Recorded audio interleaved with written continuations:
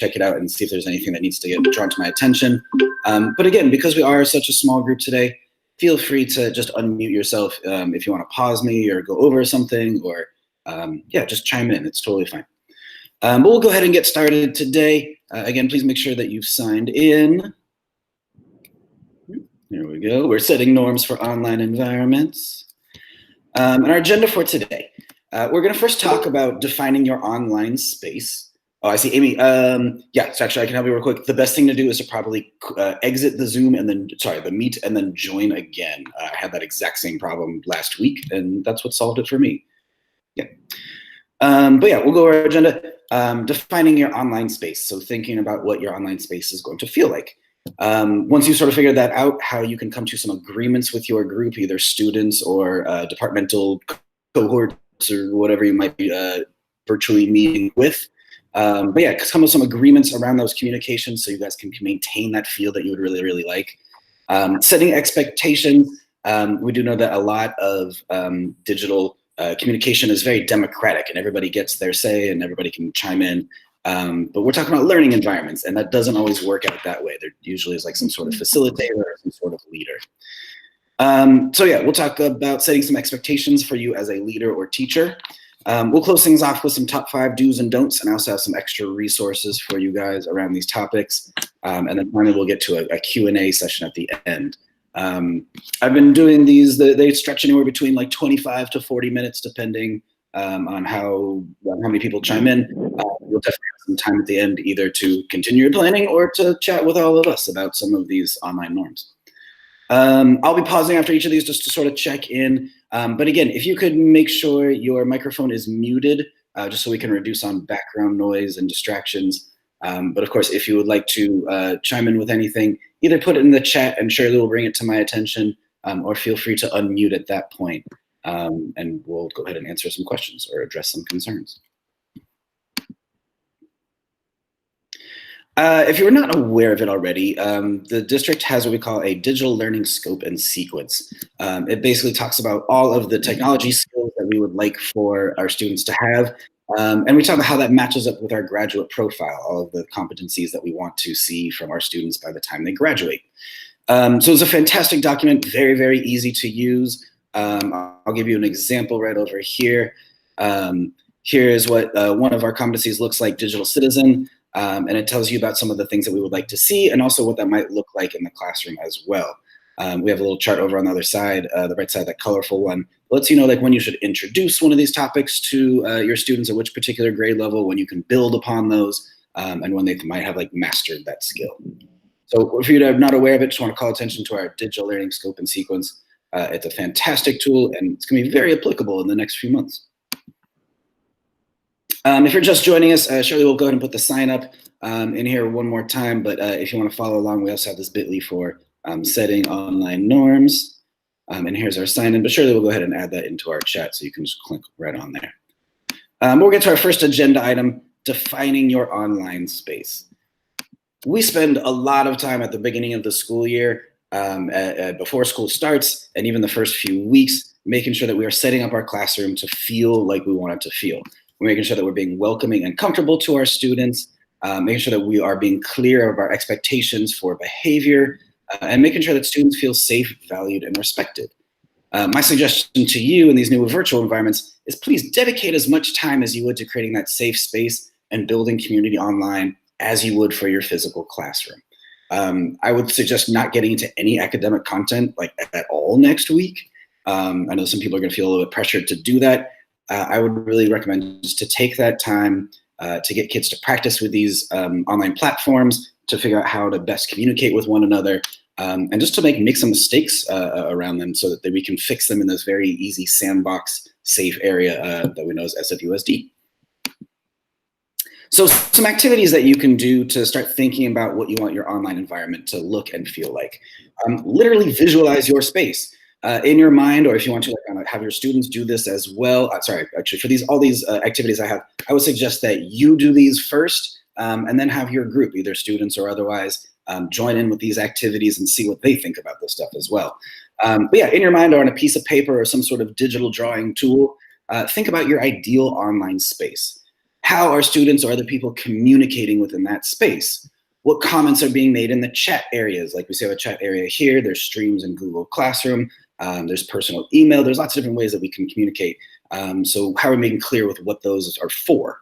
And does the community feel safe for learning? So it's kind of nice, as if like our virtual space was an actual room. Draw it out. Like, what would that look like for you? And what would you hope to achieve? A second part of this exercise, and again, this would be for you before you start, but also have your participants join in with this as well once you guys do start your environment. But think about your online goals. What is it you're trying to accomplish in this online environment? And what types of things do you want to see, hear, or feel as you're in that environment? I would also list out your online pet peeves. Think about things that you've encountered online. It was like, ooh, I really don't like it when this thing happens. One thing that I found out when I was going through this exercise, I realized for myself, I just really don't like it when people write in all caps. It makes me feel like they are screaming at me. It makes me feel like I'm being attacked for no reason. So you'll see, but later I have some examples of my norms, my agreements. Yeah, I have that on there. Like, please don't write in all caps. That's something I want. So again, some great things to go over with yourself before you set up your online environment, but also do this with your participants, students or otherwise, so they can participate and figure out what they want their environment to look like and feel like. Some things for you to consider as a teacher about your online environment, sort of the level with which the group is involved. So right at the top, we have sort of whole class things like a public doc that might be editable or viewable by everybody in the class, a class stream in Classroom, and so you can turn off options, turn them on to have students comment within there, or virtual meetings, kind of like this, where people might be able to see each other's faces on video, hear each other's voices through their microphones on their devices. Going one down, we have some things that are for like small group work, things like chats or comments or back channels. It can still involve the entire group, but it's not like something that they have to speak up about immediately. It can be like a parking lot for them to put some of their things, just like we're doing in this meet right now. If you have some questions or concerns, you can feel free to put it into the chat, and we'll make sure that we address those. We don't have to do it right away. So not quite as public, not quite as immediate, more small group or a little bit back channel. And then right down at the bottom, some things that are really made more for personal communication, one-to-one, or maybe just 1 to 2 people, email, direct messages, and private chats. So think about most of the online platforms have the capability to do all 3 of these things. Really make sure you're being clear in your mind about what each of these spaces are for. I'm going to pause right before we get to our agreements for communication. Just wanted to see if anybody had any questions or concerns about things that I've talked about so far, just in terms of getting the feel for your online environment. And wait time feels extra awkward in a virtual environment, let me tell you. Okay, cool. And again, just want to be clear, if you would like to unmute at any time, feel free to do that, because we are a small group today.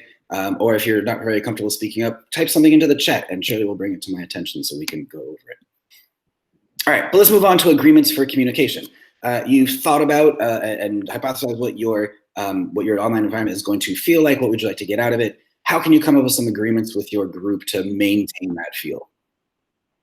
So again, here's another exercise. Again, I would suggest you doing this first and then giving it to your group to work on together. But here you see I have some modes of communication. Most of them are digital there, or at least electronic. But I definitely put on face-to-face conversations to really talk about some of the compare and contrast between these modes of communication. So we have all these different modes of communication. I would pick out like 3 or 4 of those, and then have some of your students work in small groups on each of those. We have these questions that will help them guide themselves through thinking about what these modes of communication are for and what they're used, how they're supposed to be used. And they should come up with a list of do's and don'ts for each type of communication. And this could look like in your classroom, for your virtual environment. If you're doing Zoom, you can create breakout rooms and assign some different people to talk about that. Or you can do it in Classroom, a classroom assignment where you're just sharing a doc with a particular small group of students, and they're able to comment with each other and chat and figure out what their list of do's and don'ts for each type of communication is. You might have seen this one on the left before, but a lot of things to consider when you're thinking about your agreements. This is kind of like one of my non-negotiables right here, but the before you post, think. Is it true, helpful, inspiring, necessary, and kind? This is not or, this is and. I'd say consider this like a very basic checklist that you really need to make sure you are marking off all of these things before you post something online. If it's failing to meet one of those requirements, probably doesn't belong there, or maybe you could tweak it a little bit so it does fit a little bit better. On the right side, you probably haven't seen this, but this is something I found, 15 rules for netiquette for online discussion boards. I am relatively familiar with how online communication works, but I don't do it all the time. There are people who do, and like they have come across a whole host of crazy things that happen online, especially around discussion boards. So they came up with some rules about netiquette based off of things that they were encountering. It's a really good idea to take a look at because we don't know what we're going to be encountering. Take it from some experts who have been around all these things a lot and what they have to say and some considerations you might have for your classroom. Digital citizenship considerations are always a plus. This one is about digital footprint. We know that 80% of college admissions officers and about 60% of employers are looking at people's online presence before hiring or accepting. We do know that, like, we're using some closed groups. There's encryption with Google. We have permission settings for a lot of things. But stuff still has a very slippery way of getting out there, especially online. The internet is forever and it is searchable. We want to make sure that our students are putting like their best foot forward out there online, making sure that they have a really positive presence out there. We've seen things go terribly wrong. People have lost their careers. People have had their admissions to Harvard rescinded because of things that they have posted online that they might have thought was just kind of funny. So a decision like made in the spur of a moment, like a meme or a certain post, definitely can resurface later. Make sure your students are thinking about what goes online in terms of how they look in how their digital footprint is going to be presented to others. Kind of on the other side of the same coin, we need to really making sure that they're keeping themselves as safe as possible, not just putting themselves in a positive light, but these are all things that we really don't want to see online at all. This is called personally identifiable information, or PII. And we see this list on the right of some examples of PII. Again, everything on this list we do not want to see on the internet anywhere. Just the other day, my group leader was having us join a Kahoot and asked you to put in your name. And I had to remind her, let's have people put in their first names and not their last names as well. Or if we need to separate the two different Katie's, let's do KDB and KDF. But there's a lot of things on this list might seem like obvious, social security number, passport, medical record number, but there's a lot of things that people just might not be aware about, especially like full name, home address, your email address. There are so many things out here that someone's like, oh, I didn't really realize that was something I had to keep safe. I, in this past week, have had 2 or maybe even 3 SFUSD educators email me their login and password to their SFUSD accounts. So we know that children are making these mistakes, but adults are making them as well. I'm going to finish off this section about agreements, just showing you some examples of some agreements I've used with my online environments, my online groups. The first one, use names. Using a person's name when you respond to their posts creates a really friendly tone. So let people, again, we're talking about we're starting off school again fresh. This is like the first day of school. Have them introduce themselves. We can see right here on our chat, if you look at the people who are in this group right here, it lists out your full name as it is with SFUSD in Google. There's some students who that's not how they go by. They might have, a common name that is passed down, but they really go by their middle name. I'm not saying that kids should be able to, have the handle of Shark Girl 34, but give them the opportunity to have their name out there for people to address the way they want it to be. Read questions and conversational postings carefully to avoid unnecessary confusion. When I showed you that 15 netiquette rules, there's a lot of stuff out there just about miscommunication and not understanding what a post is about. We will talk a little bit later about writing some very clear posts, but make sure that people are reading them clearly as well. Compliment your peers when they post strong responses or contribute original ideas to the conversation. Again, this is something I'm going to ask for you in the next section, but model a lot of this behavior.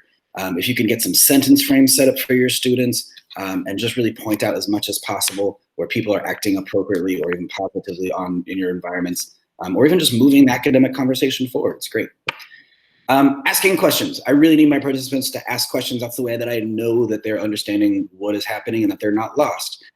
It's really, really easy when you're sitting in front of a screen to you're clicking on one of these links and then your tab is open over here and you're responding to a chat and you're not really quite sure what's going on with the presenter, and then you're lost and you're not quite sure how to ask a question, and then it's pretty easy just to kind of zone out and do something like this.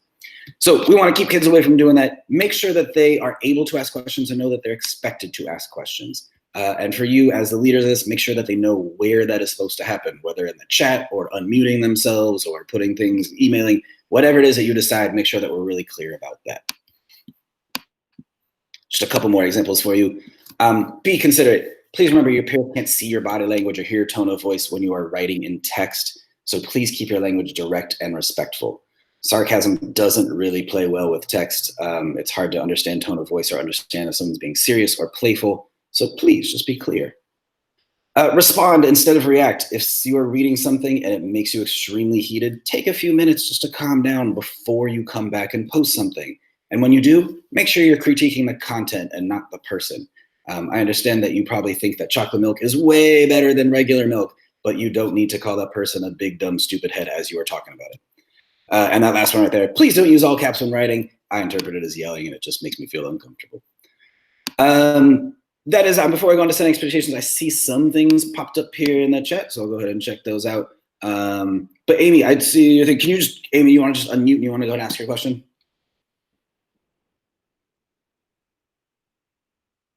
Oh, maybe not. Anyways, Amy was asking one question. I spotted some lessons on digital citizenship for 3rd grade and up. Oh, are there any lessons for K2? Easy enough. Yeah, we posted just for 3rd and up because that's who we're recommending to have a digital learning plan with. K2, we're still very much hoping that they are using some paper packets and doing some other things, you know, maybe some teacher-led Zooms, but they're not really like participating too much. Anyways, yes, there are fantastic lessons for K2. Common sense education is where you're going to want to get those. I sound like a shill for them constantly, but they are just like the best resource for digital citizenship stuff anywhere. There are some fantastic songs that go great for K2, some very quick little videos that can get some short discussions going on. I highly recommend Common Sense Education for all of your digital citizenship needs. And Angela's saying, much for this later, but what about those who are commenting the backgrounds in someone's home? Oh, I see. Is that true? I see. Yeah, you know, actually we do, let's see. Oh, I see. Maybe I had to go. She's probably trying to join back in to talk. Shirley, I know that this morning at our meeting, we had a guide around virtual meeting at home. Actually, Angela, yeah, do you want to go ahead and unmute so I can be really clear about your question? Sure.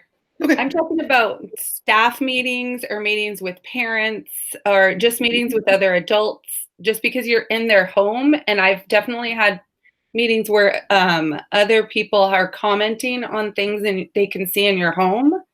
And I feel like that's an etiquette breach. Yeah, totally. There, one of the guides that I was just referring to does talk about, like, you know, being very considerate about what is in the background of that. You know, like either trying to go up against a wall or making sure that what is shown in there can't be seen to the viewer out there. So it is like kind of a you know, consideration that needs to be taken, but usually by the person who's, you know, over here to make sure that none of this is a problem. Is that addressing really what you're talking about, or? It is, but I'm thinking too, if there are families that live in an SRO state, they really don't have that option.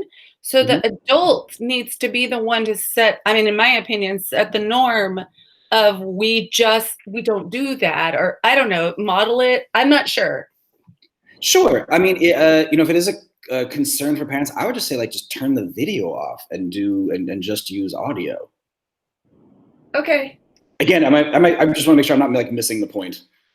I just wonder if if say you're in an adult group in a Zoom meeting, is it too obvious or insulting to make that a norm? About being considerate about like what's in your background? Or about commenting about what, you know? No, I would, you know, I would put it out there sort of first as like, you know, if you are joining like this, try to do that. But no, I don't think it's out of whack at all. Yeah, I think that the more like norms and the clearer you can be about how people are supposed to behave in this brand new world for most of us would be really, really helpful. Yeah, so, you know, if it is about like, you know, hey, like try to focus on the content of what someone's saying as opposed to, you know, making comments about their background, I think that's perfectly acceptable to have as a norm for your group. Okay, thank you. Yeah, yeah, sure thing. Hi there. I put a link to Common Sense Media for digital citizenship in the chat. So take a Thank look you at that. so much. Perfect. And yeah, Shirley, were you able to find, I know that we had it in like this morning's meeting, but there was one about like considerations for, uh, Oh, yes. I'll take a like, look at that too. I think it was like a slightly like legal one. Anyways, yeah, if you can find that and put that in there, that would be fantastic. Cool. All right. So we talked about thinking about like what your virtual environment wants to feel like, sound like, look like, how you can come to some agreements or norms around maintaining that feel. Now we're gonna talk about like setting some expectations for you as this group leader. Again, a lot of like discussion boards are like very like open and democratic, and everybody gets their say. We're not really running things like that. This is supposed to be like an educational environment. Should be like some sort of leader or at least facilitator. So you're going to have to get something out of your students, most likely, whether it's like some sort of assessment or check for understanding. Let's talk about how we can be as clear as possible with them and from them, so you guys can get what you need. So as I said before, I would not introduce any academic content in like the first week back at all. I mean, it might be like some like review stuff or some things that you like know that your students have a pretty good handle on. But really what I would do is like, around setting expectations, let them play around with these platforms. And we're gonna do some things where you can like elicit some comments from them, some posts for them, and then give them some feedback. So a really easy way to do that is just to like do some icebreakers. If you could have a superpower, what would it be? If you could travel in time, where would you go? So have people make like some sort of like respond to a prompt, and they're gonna make some posts. Underneath those posts, have them also comment on someone else's post. So they're going to respond to that as well. And I think that's the thing that you're really looking for. Someone's going to say, if I could go anywhere, I would go back in time to the Old West. And then you can have people make comments like tell like one thing that you really liked about it and something that you want to know more about. And you're going to look at those responses. I'll show you an example in just a second of some high school response that I got that kind of exemplifies this. But make sure that you're getting some posts. The idea is that you're capturing some responses from them. You're figuring out like what is not quite clear. How can we nudge this gently to be a little bit more clear, and bring it back to the group for them to get that input on. But I'll show you an example of what I'm talking about. This is from a high school class earlier this fall. This is someone responding to an original post. 100% John, LMK, when you feel like giving me the response to the next question mark. And I chose this one to bring back to the group because it was like right in the middle of what I thought was like a clear post from this group. It wasn't the most clear, but it also wasn't the least clear either. So I brought this back to the group, and we dissected it. Like, what is in here that we really do understand that seems clear? What could have been a little bit more clear? And how could the writer have been more clear when they were writing? So this first week, just practice with commenting, responses, see what's coming out there, so that you gently nudge them to be like, hey, we didn't really understand as a group what this was about. How can we be more clear next time? Some other things that you want to practice in terms of setting up your expectations and student expectations as well. Again, we talked about names, giving them the chance to introduce themselves. Again, we don't need like any ridiculous handles out there. But if their name is listed as like Jonathan, but they actually go by John, let them go ahead and introduce themselves that way. Some of the things you might want to think about, like some sort of prompts about like what's going on the other side of the camera there. There are plenty of times where I'll be meeting with someone and then I'm just kind of looking like this and they're like, why are you staring at me? I'm like, I'm just reading what's right down there and processing it. If only there was some sort of thing that I could do to let you know that. So, wait 1 minute, rega, come up with your group some things about like, what happens when you just need a minute on their side of the screen, you're not ready to respond yet? Is there like some sort of signal you can do? And then lastly, we talked about this before, but please model those compliments as much as you can for your class. Again, sentence frames and sentence starters will be very, very helpful, just like you would with bolstering academic conversations. You want to make sure that they have the appropriate language to be able to compliment each other and really call out when people are doing a good job in your environment. One last consideration for you in terms of expectations. This one is academic, but as clear as you can be with your group of students around what it is you are trying to capture and how you are trying to capture it, the better off everyone is going to be. So if you're doing a lesson about circumference, are you trying to make sure that everyone knows how to calculate it? Are you trying to see if the entire group has a general understanding of what that is. So let them know like what the objective of the lesson is, of course, but also like what are the key things that you're really looking for them to demonstrate, and then how are you going to collect those things? As clear beforehand as possible as you can be, the better off everybody's going to feel.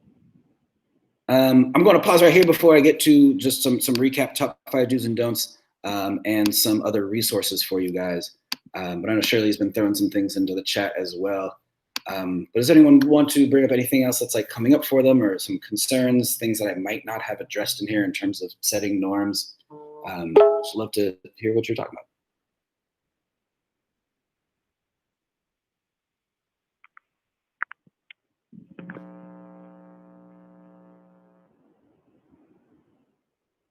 Okay.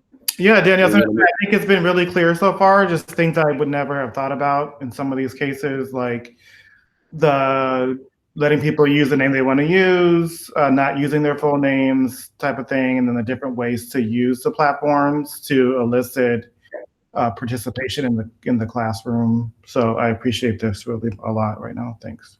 Great. Yeah, my pleasure. Yeah, I mean, there's a lot of things to consider and think about. Again, like these are, I'm mostly familiar with all these platforms, and there's still so many things that like I didn't need to consider how I would use this for students to use in this way.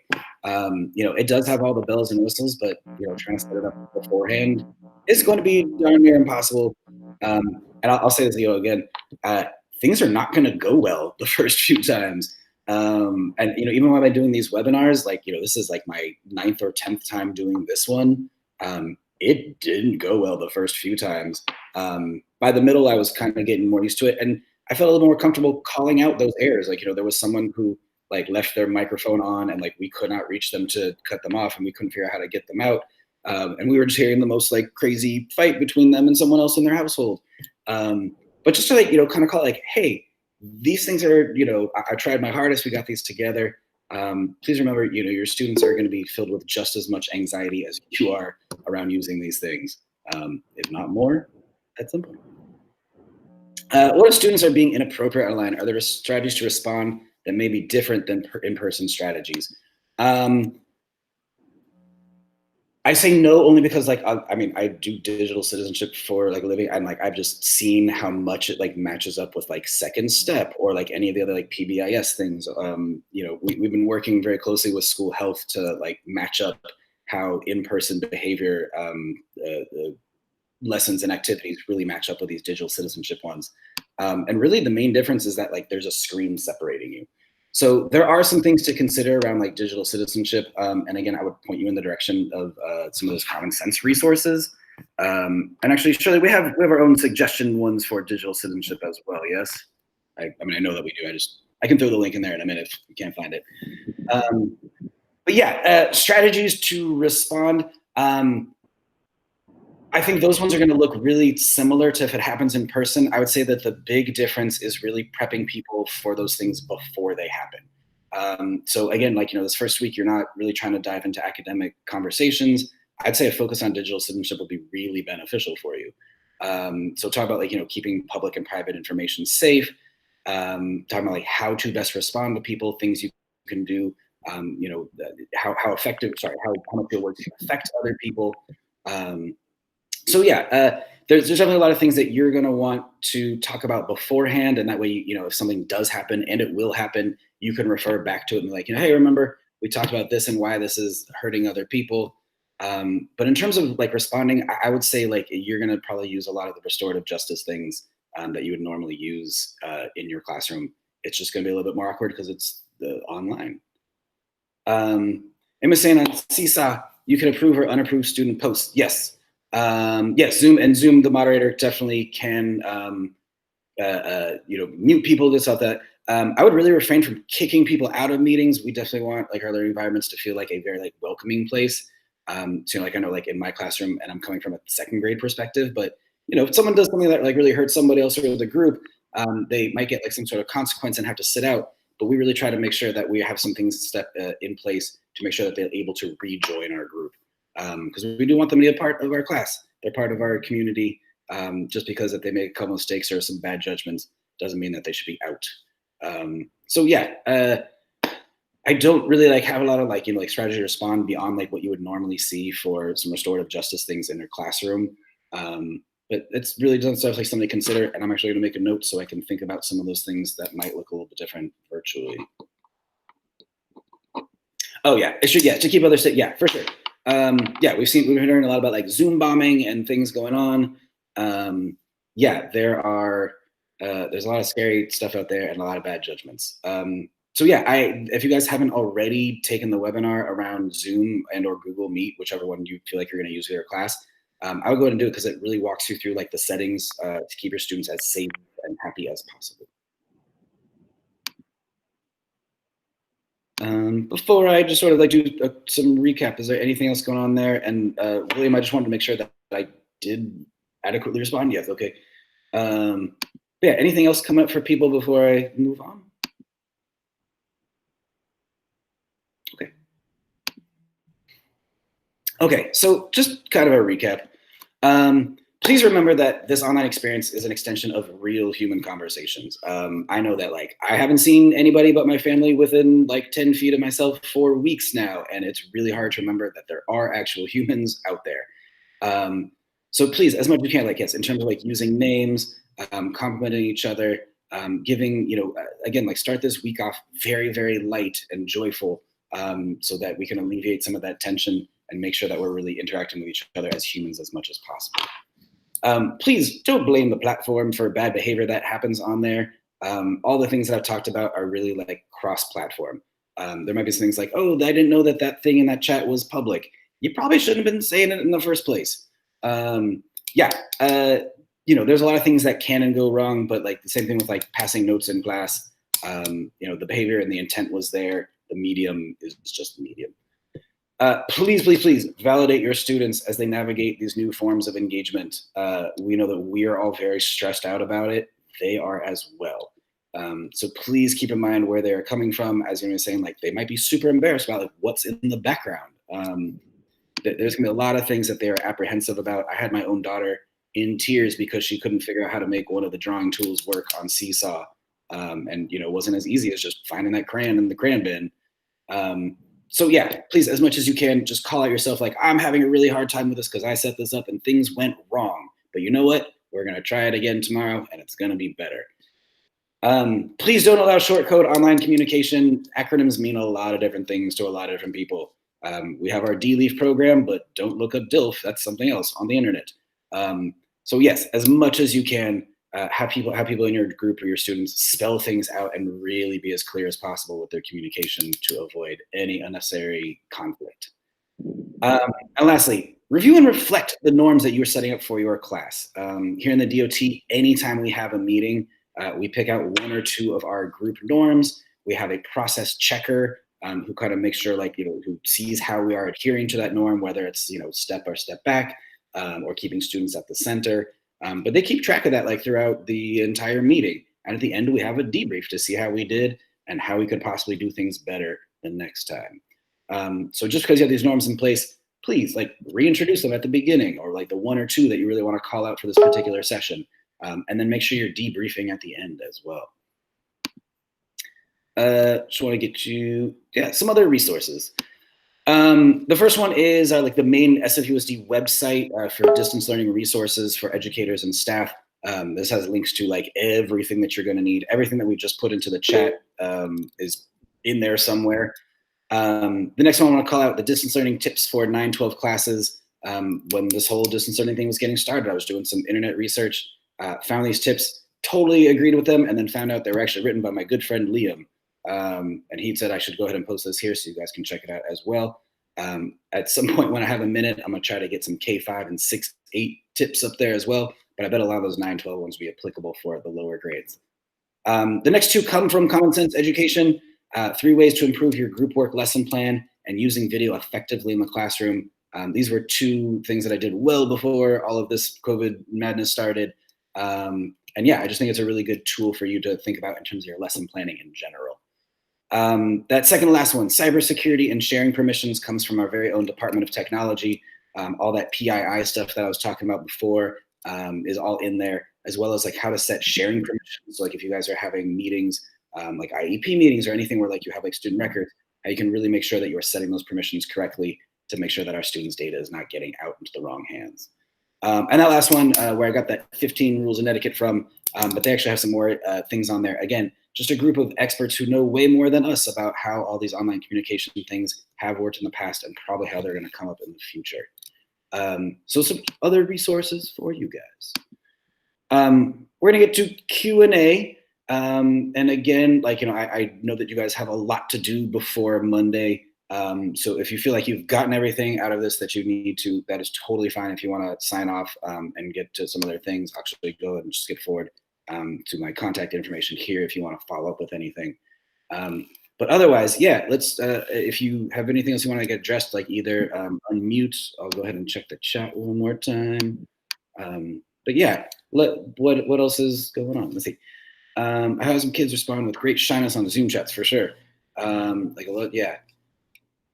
Shy ones, you might want to consider, like, and Amy, remind me, are you elementary? Either way. Sorry, yes. Takes me a while to, yeah, I'm elementary. Totally. I think maybe some group roles might work out really well for that. My daughter was like, yeah, like absolutely shy on the Zoom chats for the first little bit, and then like I started her to get like a little bit more comfortable. So one thing, the more that they do it, the more comfortable they will get. But I think like coming up with some like really like, informal roles, like maybe not like the process checker one for someone who's like really behind there. But maybe they, I'm having a really hard time thinking of one of the roles, but like, in a discussion, maybe they can count like how many times boys are talking versus girls, or something where they can have like some other kind of job besides just sit there and listen that will help keep them engaged, and give them, some sort of purpose in the whole thing. I know for me, like whenever, like even socially, when I get on one of these things and there's so many people talking, I'm just like, you know what? I don't see a way for me to get in here because everyone is just talking and I don't know how this works. But if I had like a job to do and like really needed to do something, then I would probably be more engaged with that. Okay, thanks. Yeah.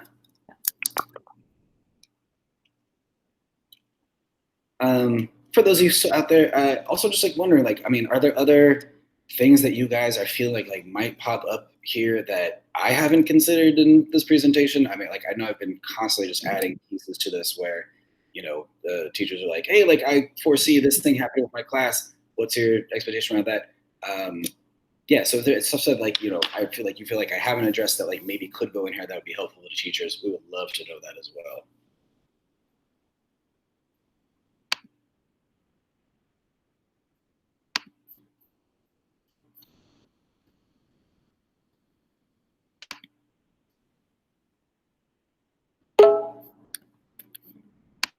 Yeah, I have a question, Daniel. So I heard you say earlier that if students are being inappropriate or being disruptive, we don't really want to exclude them from the classroom. So what is the district's sort of stance on, I mean, if you're not cooperating and I can't physically get to you to really see what you're doing, like what's going on, like, what am I supposed, like what are teachers being told to? I would do it like, some tier 1, tier 2, tier 3 intervention type things. But the first one, like, a warning and, remind the reason of like why this behavior is not acceptable in our group and how it's harmful to others. If it does continue, like, yeah, like maybe they do get shut down for that day, but then you need to like, a follow-up communication with them around, here's what I need for you to do so that you're able to join back with our group. That, do some sort of like debrief, like whether it's like or communicating with the person that they might have hurt. Yeah, I would just, I'm considering like just sort of the same like digital version of what I would do like in real life. Like, I need you to go to this buddy class, and you can come back when blah, blah, blah. So, like I wouldn't be like, hey, you're not participating, like you're out. But, just like, and maybe that's like a table, like, like here's your stoplight for your behavior on here. First one, like just gonna give you a verbal warning. Second one, I'm gonna need you to like do something to repair the situation. Third one, until I speak with a guardian or, some other who gets jumped through, some other reparation has been made. We can't have you join with us. Yeah. And our parents, with the younger kids, I'm imagining our parents supposed to be in the room with them, or Right. As they're set up, I don't think that like that is the intention. Just because we don't. I mean, like I'm working a full-time job. My wife's working a full-time job, and like yes, my daughter does her Zoom with her headphones. You know, usually like right back there as I'm doing one of these. So I you know, as much as I would love to monitor what's going on, I just don't have the ability to do that. Yeah. I would, you know, I would suggest some things like make sure that like you do have like a line of communication with the family members of your students. You know, setting up like a Google Classroom would probably be worthwhile, not just for your kids, but it's really easy to invite guardians to that and keep them in the loop about things and just have those lines of communication open. Oh, so parents are invited to the classroom. Yeah, so there's like like in Classroom where like you set up like your class list, right next to the student's name, there's like a thing which says invite guardians, and all the guardian information comes from EPC stuff. Yeah, so I mean, there's that. Shirley could definitely tell you about, you know, communicating through Synergy. But yeah, like, you know, I would just, you know, make sure that like, you know, if you are doing things that that would require like, you know, like, yes, if you're expecting like some behavior things where like, oh, someone's gonna probably have to leave for the day and then come back, just make sure that you do have that line of communication with the parents so you can explain to them what was happening and what needs to happen when that student comes back. Yeah. Right. I know it's really, it's weird when they're not there to like, you know, give a hug to, or that, you know, really approving look, or, you know, like, so yeah, it's definitely, it's going to require like just more communication with the folks at home if it is possible. Yeah. Thanks, Daniel.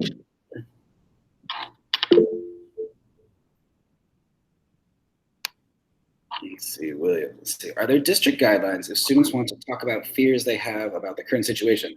Should be addressed right there. I don't know if there's so much guidelines. There are like, we've been having some different like resources. Like there's like some really great like comics for students. Actually, I think it is on that website that I listed for you before. Shirley, do you think you can take a look at the website? There was like some like talking with kids about COVID-19 resources on the website. All right, sure. I'll take a look. Yeah, I'll take a look. I don't know if there is a district guideline. I mean, if my guess is that the district guideline will be like, yeah, like go like have these students like address all the things. You know, I think you're gonna need to take some steps to like really set up your learning environment in terms of communication before you jump into some like a heady topic like this. I mean, it shouldn't take like long. I think like 1 or 2 days, but just like laying down some foundational groundwork around like, here's how we communicate with each other on this platform. Here's what's appropriate. Here's what's not appropriate, so that they can feel safe to have those conversations. But yeah, I would absolutely start bringing up like, you know, what's going on for you guys out there. That's pretty much been like my warm opener for almost every meeting that I've been having with my peers. You know, draw how you're feeling right now. Draw what you wish you could be doing instead of stuck inside. Yeah, I think it's really, really important for students to be able to talk about what's going on. And I'm sure they would very much appreciate you having that safe space for them to do it. Yeah. And again, I know that like there's a couple like comics out there for students around COVID. And actually, so I'm just going to start right now. Let's run it a little slow. We'll put those things up there. Oh, there it is. Talking to children about COVID-19. Thank you, Shirley.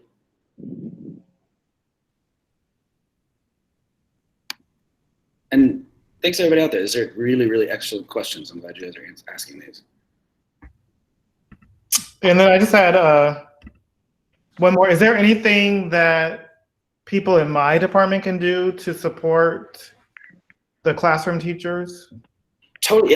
You know, I was just, you know, that question about like, you know, what does restorative practices look like in a virtual environment? Like, I do think like a lot of those could be very applicable to the virtual environment, but I think it'd be really helpful to like have some of those spelled out.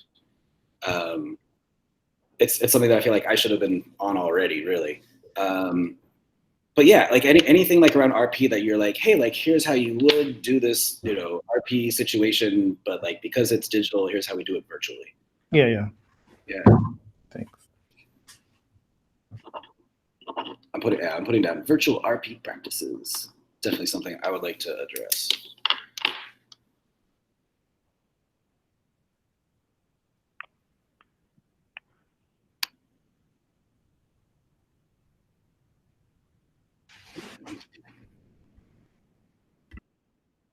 But how's we doing out there? Everybody, yes, in my next meeting, I literally have like the warm opener of like, type in the GIF of how you are feeling about returning to instructional time next week. It's nerve-wracking, I'm sure, but are you guys good?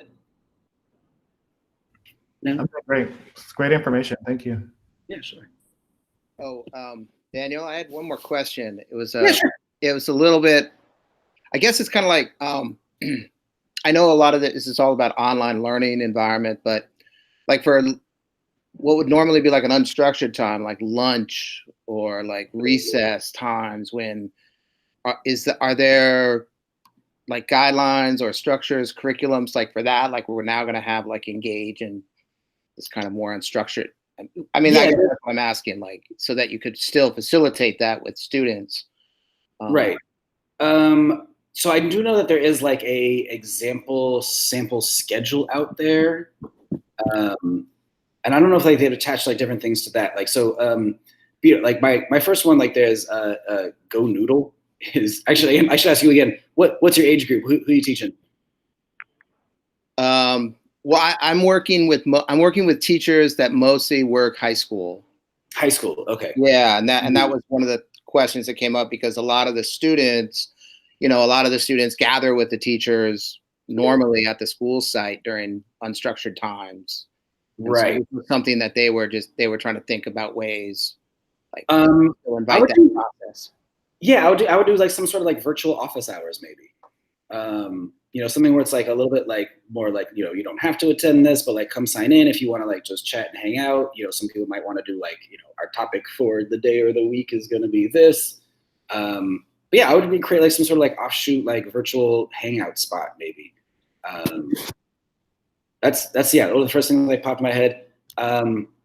It might be like a good opportunity to do some like flipped classroom style things where, instead of watching the video all together and then talking about it, like, here's the video, watch it at your leisure. And then when we come back all together, we are going to discuss it. So, maybe that's the opportunity to like check out some of the suggested videos from that teacher or, someone else in the class. Yeah. Is that what you were talking about though? Oh yeah. That was it. I mean, just of like, I guess I was thinking, yeah, like, just I guess as everything you've been saying, like, set that up ahead of time because it may come up. Yeah, students may ask about that, so that makes sense. I mean, those suggestions make sense, and yeah, I mean, I know that like, yes, we've been hosting like virtual office hours here, and like, sometimes as people come in and they ask, like legitimate like technology questions, and other times they're just like, we just kind of wanted to chat with somebody because we're on lunch and we want to see what we want to do. I actually haven't seen any teachers doing office hours yet, but it could just be like another, it could be like another like just a group meeting, like, hey, like, here's 10 to 2 on Fridays is when I'm gonna have my office hours. Yeah, I do an online class taken at Berkeley. I wouldn't really do like you might do like some groups. I guess depends, like, maybe you could do like whole group to start off with. And if it gets to be like too much, like, hey, like I'm going to have like groups A, B, C, and D, and like, here are your times to do those. But yeah, honestly, I think, yeah, you should just like have like sort of open to start with and sort of see what comes of it. I think that would be a good start. Okay. Yeah. Great. Thank you. Yeah.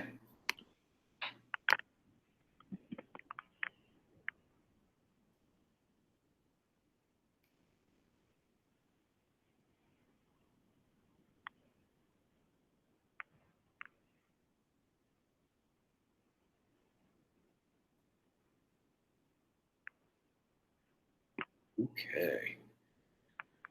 Yeah, that is for me. I don't need to keep you guys any longer. I know you have a lot of work to do before Monday rolls around. But again, there's a lot of resources here in the chat. That main webpage has a lot of, pretty much everything linked in there. But feel free to reach out to us as well. Shoot me an email, and if I can't answer it, at least I will get you to the person who probably can, or the document that explains how to do that thing. But yeah, thank you so much for participating today. Thank you for your questions. They have been really insightful. I definitely want to figure out some virtual restorative practices to send out to teachers. I think that'd be fantastic. Anthony, I'll be in touch with you about that one. Okay. Thank you so much. Feel free to sign off, sign out. Oh, make sure you have signed in for this session if you're just joining us. I'll go ahead and plug that in just one more time right here. Yeah, that gives you credit for doing this. It gets us credit for also doing this. But yes, we'll see you guys next time. Thanks so much. Thank you, Daniel. Yeah, thanks. Thank you. A pleasure. Yeah. See you later. Have a good one. You too. Cool. And thanks, Shirley. Appreciate it. My pleasure. I always learn something. I really enjoyed this one. This was this one really, I guess it was more interactive. It was very interactive, so it was good. Yeah. I think also the ones before where people have not like wrapped their brains around like what this might actually look like, and I think some more consideration. Yeah. What's it gonna be? Yeah. All right. I'm gonna hop out of here so I can also go figure out a Zoom for one of my kids. Good enough. Yeah. We'll see you in the morning. Bye. Bye.